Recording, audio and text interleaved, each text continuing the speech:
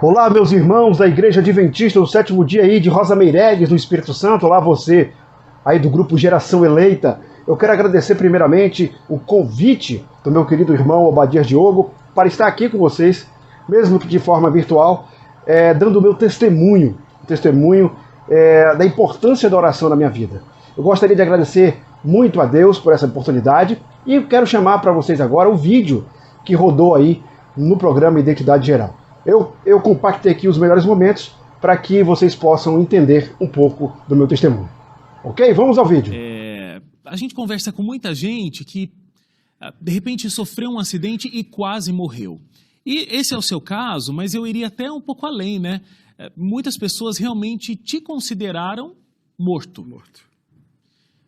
Como é a sensação de voltar, de repente, e entender que as pessoas já tinham te considerado morto, mas não, você estava vivo? Primeiro, a gente tem que agradecer muito a Deus, porque se naquele momento eu tivesse morrido, eu teria perdido minha salvação. Mas a sua pergunta, a sensação é que eu tenho muito a fazer com as pessoas, porque teve um acidente muito sério lá em Manaus, na minha cidade, em 95, quando 2 ônibus se chocaram. Então, não tinha a estrutura que Manaus tem hoje. Tinham 2 principais hospitais, tinha o 28 de agosto e tem o Getúlio Vargas. Esses 2 estavam lotados por conta desse acidente. E quando eu sofri o acidente, o meu pai e o meu irmão, eu sempre fui um rapaz de casa, nunca gostei muito de sair. E todas as vezes que eu saía, eu avisava meu pai. Não tinha celular naquela época, não tinha internet, mas eu avisava, papai, eu vou ali e lá dou um jeito de ligar para casa. E eu não liguei nesse dia. Eu não liguei e meus pais começaram a ficar preocupados. A minha mãe que fez a diferença toda, mas quando meu pai recebeu a ligação de que a frase foi a seguinte: você precisa vir aqui que o seu filho sofreu um acidente. Eu fui tirado de dentro do saco do ML.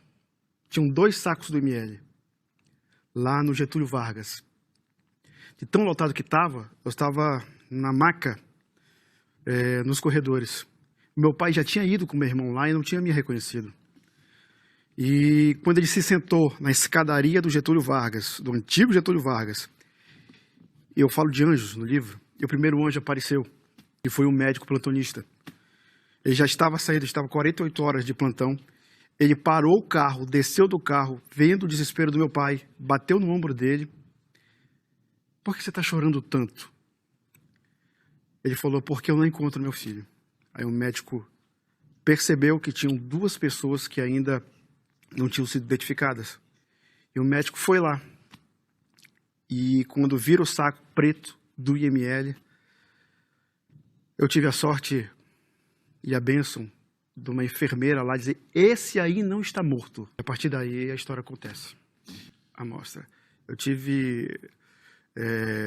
quando rasparam minha cabeça, meu pai não tinha dimensão do que tinha acontecido de fato. Porque quando ele me viu, eu estava enfaixado. Quando o médico mostrou a imagem de como eu estava com o olho direito saltado. Não era só a face. O olho estava para fora, a minha boca estava praticamente encostando na orelha. E os médicos disseram que a probabilidade de eu não resistir era de quase 99%.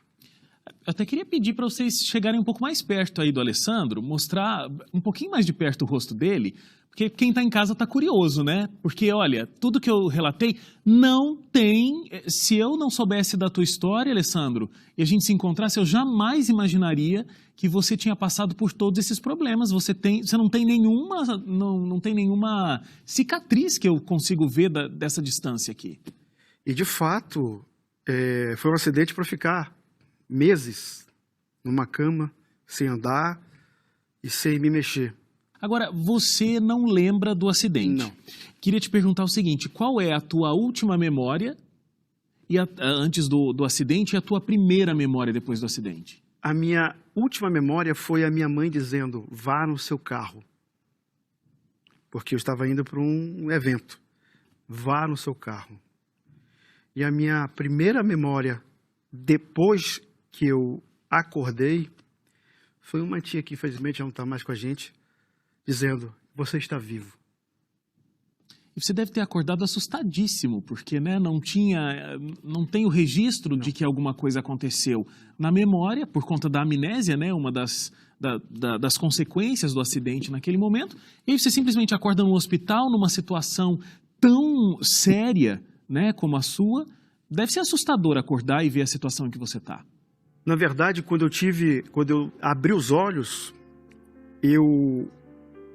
a médica tinha dito que eu não ia provavelmente me mexer, os olhos estavam abertos, não fechavam, e quando ela falou isso para minha mãe, interessante, Wagner, é que eu já ouvia tudo. Uhum. Eu já estava recobrando a consciência. Os sentidos. E a minha mãe saiu para fazer uma oração. Minha mãe é católica até hoje, e ela se ajoelhou e orou. Uma capelinha que tinha lá. Quando ela voltou, eu estava sentado. E eu vou te contar uma coisa aqui. Eu contei no livro também. Todas as orações que fizeram por mim, eu sentia. Todas as orações que fizeram por mim, eu sentia. Porque tinha alguém segurando a minha mão. Eu não lembro de nada. Absolutamente nada. Para mim, 95 foi apagado. As pessoas até hoje, na época da escola, que chegam para mim, se não falar quem são, eu não sei quem é. Eu sei que algum dia eu vi essa pessoa. Então você não tem uma amnésia do momento do acidente. Você esqueceu muitas coisas da sua vida antes do acidente. Muitas coisas. Eu tive que aprender a ler, a falar, a caminhar. Tudo isso eu tive que aprender. Eu fiz caligrafia, eu fiz crochê para poder ter noção. Exercitar o cérebro e o movimento. Cérebro, exatamente. Então eu costurei para poder ter noção dos mínimos detalhes com a mão direita. Porque eu faço muita coisa com a mão esquerda ainda, mas escrever mesmo só com a direita. Você comentou aqui sobre o poder da oração para a cura e tudo mais, e você comenta isso sempre, que você atribui muito do resultado que você conseguiu, né? Nenhuma sequela, a gente pode dizer, com um acidente tão sério como esse, a essas orações que você recebeu. Você foi muito feliz agora indagando isso, porque a oração, depois que eu me converti em 2011, faz parte da minha vida. Porque eu senti as orações que eram feitas por mim. Eu senti a oração que a minha mãe fazia por mim. Para você ter ideia, quando eu acordei, eu chamei minha mãe de tia. Né? Ela disse que ela podia ter se desesperado na hora, mas ela estava dando graças a Deus que pelo menos eu falei alguma coisa. E eu não conseguia falar porque eu tinha também o maxilar quebrado em 22 partes. Então, tudo aconteceu para eu ser o cristão que sou hoje. E hoje você tem consciência de que foi algo muito especial e fundamental para a tua cura. Você me disse também que sentia a oração enquanto estava acontecendo. Mas racionalmente, o que era oração para você naquele período? Você era praticamente um ateu, né? Completamente. Para mim, eu me supria. Né? Na época, eu era cantor, né? Praticava vários esportes. Oração, para mim, era uma frase qualquer. Era um texto qualquer. Mas, como eu estava falando para você, era para eu ficar meses. E através das orações, que hoje eu entendo o quão importante é essa ferramenta para o cristão, eu levantei e fui para casa em 8 dias. Né? E mesmo assim, Wagner, quando a minha mãe tinha as noites de orações lá em casa, eu ainda reneguei muito. Porque talvez eu não compreendia que uma pessoa tão infiel, uma pessoa que rejeitou tanto a palavra de Deus, poderia ter tido as bênçãos que eu tive. E eu não entendia por quê também, durante muito tempo, isso aí é uma lacuna de 17 anos, eu não entendia por que tinha acontecido isso. Eu sempre fui um garoto que nunca bebi, nunca fumei. Eu falei para você, eu não gostava de baladinhas. Eu sou até hoje uma pessoa introspectiva, eu gosto muito de ficar em casa. O que eu adoro mesmo é fazer a missão, sair de casa para fazer a missão. E a minha mãe sempre disse, vá brincar com seus amigos, porque eu confio em você. Né? E até hoje é assim. Até hoje é assim. Mas eu não acreditava. Para mim, eu era autossuficiente. As coisas que eu fazia, que eu ia atrás e conseguia, não tinham sentido. Eu ia lá e conseguia. Mas eu orei muito depois que eu me converti. Senhor, eu quero assistir o acidente, porque eu quero saber o que aconteceu com as outras pessoas também. Porque outra coisa, Wagner, é amizades. Eu tinha as pessoas que estavam dentro do carro que não sofreram nada. Eu sofri um acidente 4h30 da tarde. Eu fui retirado do carro 9 horas da noite. A ambulância ia lá e não me retirava de dentro do carro porque disseram que eu estava morto. Se não fosse o dono de uma loja de roupas se indignar com a situação e pegar o macaco do carro dele e levantar as ferragens e entrar, talvez realmente eu não estivesse conversando com você hoje. E mesmo assim eu reneguei, até que aconteceu uma coisa, eu entrei em depressão e eu pedi para Deus, se o Senhor de fato existe, me dá uma solução para a minha vida. Dá uma solução para o que eu estou vivendo hoje, porque eu sei que eu não sou injustiçado, eu sei que alguma coisa aconteceu. E nesse momento eu já estava crendo em Deus.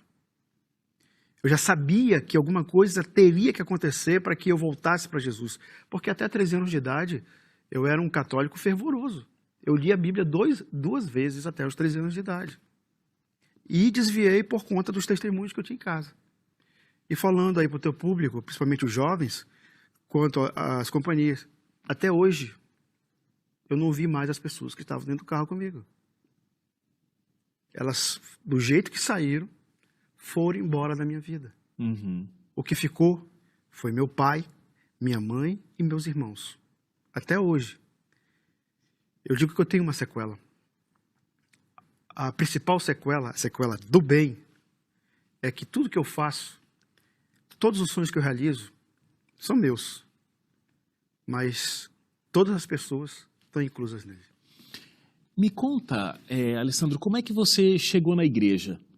Ah, isso foi muito legal. Eu tinha um restaurante chamado Que Sopa em Manaus, né?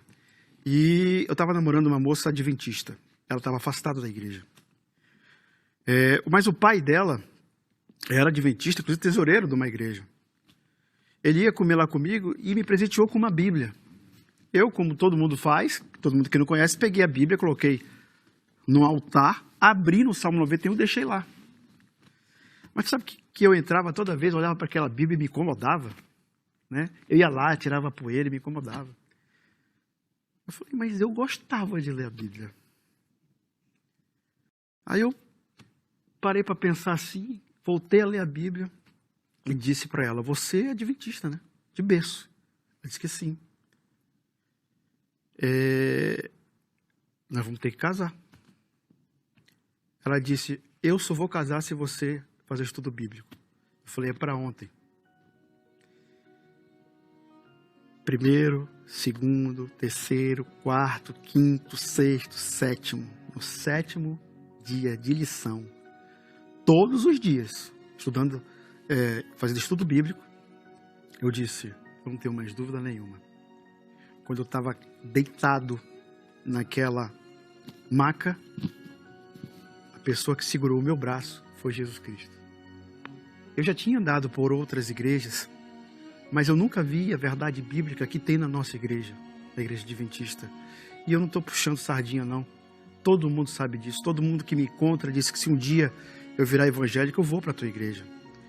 Porque virar adventista não é você entrar para uma instituição. Para mim, um conceito de virar adventista é seguir a Bíblia e a Deus como Ele quer. E eu tenho prazer em fazer isso. Hoje em dia, eu só vivo para isso. Eu sou funcionário público, mas eu também, eu digo que a minha principal atividade é fazer a missão. É interessante porque aí no momento em que você decide, né, aceitar toda essa verdade que descobriu nos estudos bíblicos e você se batiza, você experimentou um novo renascimento de novo. Completamente. Foram muitos renascimentos, né? Muitos. Parecia que o acidente tinha sido a fecundação do óvulo. E o batismo, foi emocionante. Eu quis que o meu discipulador viesse, a pessoa que me deu estudo bíblico, você tem que ir no tanque comigo, o pastor autorizou. Eu sou o único adventista da minha família. E durante algum tempo eles me olharam meio de lado assim, mas hoje eles não me veem com outra coisa, já aceitam, já frequentam a igreja, já pedem para eu orar. Hoje eu sou praticamente entre aspas, o pastor da família. E a oração da minha mãe, do meu pai, dos meus irmãos, a oração da igreja agora adventista, a oração da minha esposa, dos meus amigos, é fundamental para mim. Porque você vai ver aí que eu tive um quadro de depressão muito grande. Uhum. E isso me levou ao fundo do poço. Eu cheguei a tentar contra a minha própria vida. E mais uma vez, a minha irmã, a Nádia, que ela vai assistir aqui, salvou a minha vida porque orou por mim e entrou na minha casa, não sei como, porque tinha fechado tudo, para me salvar. A oração te salvou muitas vezes. E naquele mesmo dia eu me ajoelhei e disse: Senhor, tira tudo da minha vida que eu vou te servir pro resto da vida. Alessandro, é uma tragédia tão grande, mas que mudou muita coisa dentro de você. Sim. Se você pudesse pensar em alguma situação, você acha que tem algo de bom nesse acidente que aconteceu na tua vida? Sim, eu precisei ser quebrado. Eu precisei ser refeito novamente. Eu estava indo para o caminho, eu era cantor na época, e embora eu não bebesse, não fumasse, nunca usei droga na minha vida, eu estava ficando arrogante. Eu queria um carro só para mim, os músicos que fossem, só para ter ideia. E eu disse, antes do acidente, que eu ia parar com aquilo porque eu já estava farto daquilo. E aconteceu o acidente para me quebrar, literalmente. Me quebrou por fora, preservou o que tinha de bom por dentro e aperfeiçoou. O acidente foi bênçãos de Deus na minha vida. Eu não senti nada, eu não senti dor nenhuma. E até hoje eu não sinto dor. Então, eu tenho sequelas, de fato, que me ajudam bastante, que é a vontade de estar aqui. E para ajudar outras pessoas com a tua história. Para ajudar outras pessoas com a minha história. Por isso que eu escrevi o livro.